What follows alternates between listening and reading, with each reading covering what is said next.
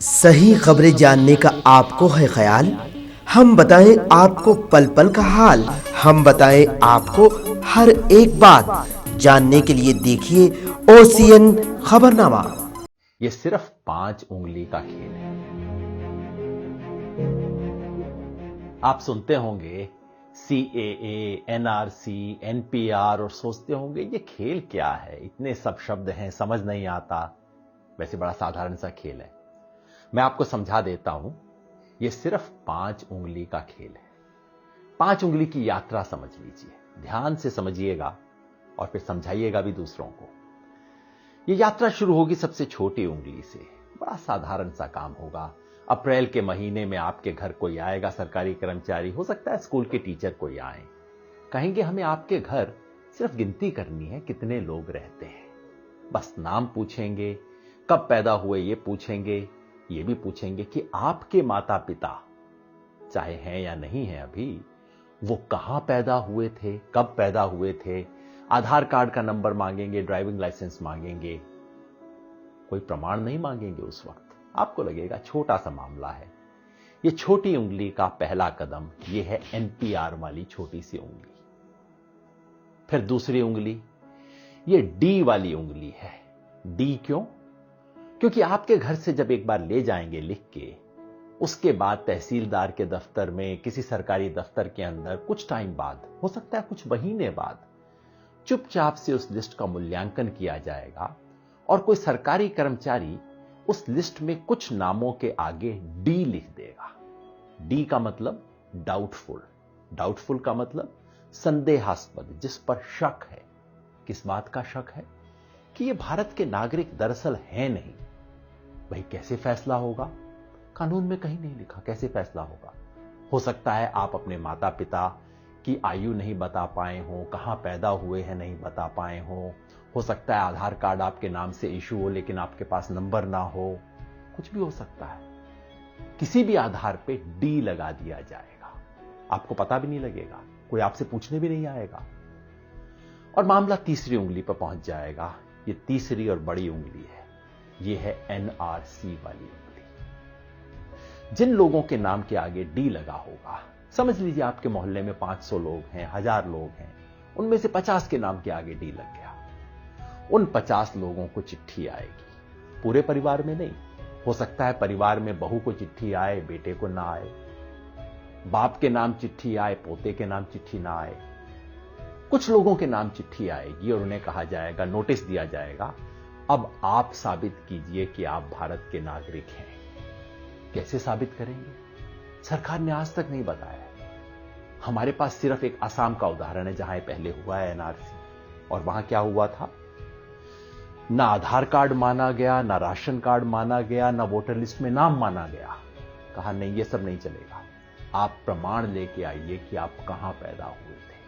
आज से 30 साल पहले वोटर लिस्ट में आपका नाम था कि नहीं था, पुरखों का नाम था कि नहीं था, कोई संपत्ति का प्रमाण पत्र लेके आए। साधारण लोग कहां से जुटाएंगे प्रमाण पत्र? इसके आधार पे उनमें से कुछ लोगों ने जो आधार अपने प्रमाण पत्र नहीं दे पाएंगे, उनका मामला चौथी उंगली पे पहुंच जाएगा। ये चौथी उंगली है फॉरेनर्स ट्राइब्यूनल की। यानी कि कहा जाएगा उस 50 में से समझ लीजिए 10 लोग बच गए जो प्रमाण नहीं दे पाए, जिनके पास कागज नहीं है, 15 लोग बच गए। उनको कहा जाएगा अब आपको आखिरी मौका दिया जा रहा है। ये उंगली आखिरी मौके की उंगली है। आखिरी मौका दिया जा रहा है, फॉरेनर ट्राइब्यूनल है, विदेशियों की अदालत है। अब उसमें जाके आप साबित कीजिए कि आप विदेशी हैं कि नहीं। अगर मुसलमान हैं तब तो कोई चांस ही नहीं है, क्योंकि यहां अब CAA का खेल शुरू हो जाए। अगर मुसलमान हैं, आपको विदेशी माना गया है, तो अब आप तो विदेशी हैं ही हैं, चाहे आपके बाप दादा यहां पे 500 साल से, 1000 साल से रहते आ रहे हैं। अगर मुसलमान नहीं भी हैं तो पता है क्या है, आपको यह साबित करना पड़ेगा कि आप बांग्लादेश, पाकिस्तान, अफगानिस्तान से आए। अब आप सोचिए, बिहार यूपी में रहने वाले लोग, नेपाल की तराई में रहने वाले लोग, श्रीलंका में रहने वाले लोग, श्रीलंका के पास तमिलनाडु में रहने वाले लोग कहां से साबित करेंगे भाई कि हम पाकिस्तान से आए, बांग्लादेश से आए, अफगानिस्तान से आए? फॉरेनर ट्राइब्यूनल में अगर साबित आप नहीं कर पाए, जो लोग भी साबित नहीं कर पाए, वो लोग विदेशी घोषित हो जाएंगे और मामला अब चौथी उंगली से अब अंगूठे पे पहुंच जाएगा, अंगूठे तले दबने वाला। ये है डिटेंशन सेंटर। डिटेंशन सेंटर का मतलब जेल, विदेशियों के लिए बनी हुई खास जेल। भारत सरकार इसके नियम बना चुकी है। डिटेंशन सेंटर असम में बन चुका है, कर्नाटका में काम करना शुरू कर चुका है, बाकी 10 राज्यों में बन रहे हैं डिटेंशन सेंटर। जिस व्यक्ति के पुरखे पता नहीं कब से यहां पे रहते आ रहे होंगे, उसे अपनी ही मिट्टी में विदेशी बना के डिटेंशन सेंटर में डाल दिया जाएगा। यह है खेल। शुरू होगा छोटी उंगली से, एनपीआर से, और खत्म होगा कुछ लोगों के लिए। हो सकता है 1000 में से 1 लोग, हो सकता है 1000 में से 2 लोग डिटेंशन सेंटर में बने। क्या ये चाहते हैं?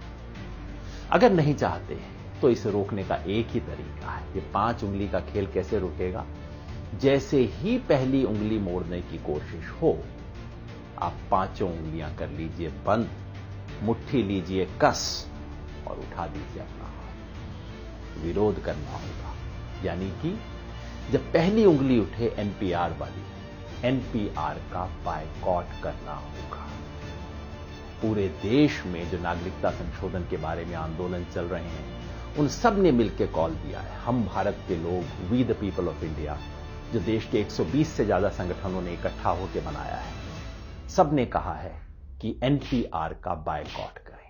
यानी कि जब आपके घर में कोई टीचर आए, कोई सरकारी कर्मचारी आए एनपीआर का डेटा लेने, प्यार से बात कीजिए, इससे बुरा बात करने की जरूरत नहीं। पानी पिलाइए, चाय पिलाइए, नमकीन भी खिलाइए। नमक खिलाना बहुत जरूरी है, क्योंकि ये संविधान का नमक खाते हैं, याद दिलाना है। ये कर्मचारी इस देश के कर्मचारी हैं, किसी पार्टी के नहीं है। सब कुछ दीजिए, प्यार से कीजिए, लेकिन कागज नहीं लिखवाएंगे, कागज में कोई सूचना नहीं देंगे, क्योंकि एक बार सूचना दी फिर मामला आपके हाथ से बाहर है। कागज नहीं लिखवाएंगे। और अगर वो कहें कि ये तो कानून है, आपको करना पड़ेगा, उन्हें प्यार से कहिए, मास्टर जी आपकी बड़ी इज्जत कर रहे हैं, लेकिन क्या करें, महात्मा गांधी की इज्जत थोड़ा ज्यादा करें। इस देश के राष्ट्रपिता ने कहा था कि अगर कोई असंवैधानिक, अन्यायपूर्ण कानून है, उसका विरोध करना हमारा अधिकार ही नहीं, हमारा कर्तव्य भी है, हमारा हक भी है, हमारा फर्ज भी है। इसी रास्ते पे हमें चलना होगा। याद रखिए, हम संविधान बचाने निकले। एक हाथ में तिरंगा, दूसरे में संविधान, मन में अहिंसा और जन गण मन का गान। इसी रास्ते पे हमें चलना है। ये लड़ाई में हम लड़ेंगे और निश्चित जीतेंगे।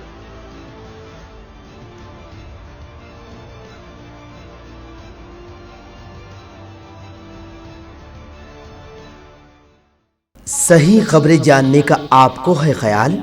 हम बताएं आपको पल पल का हाल।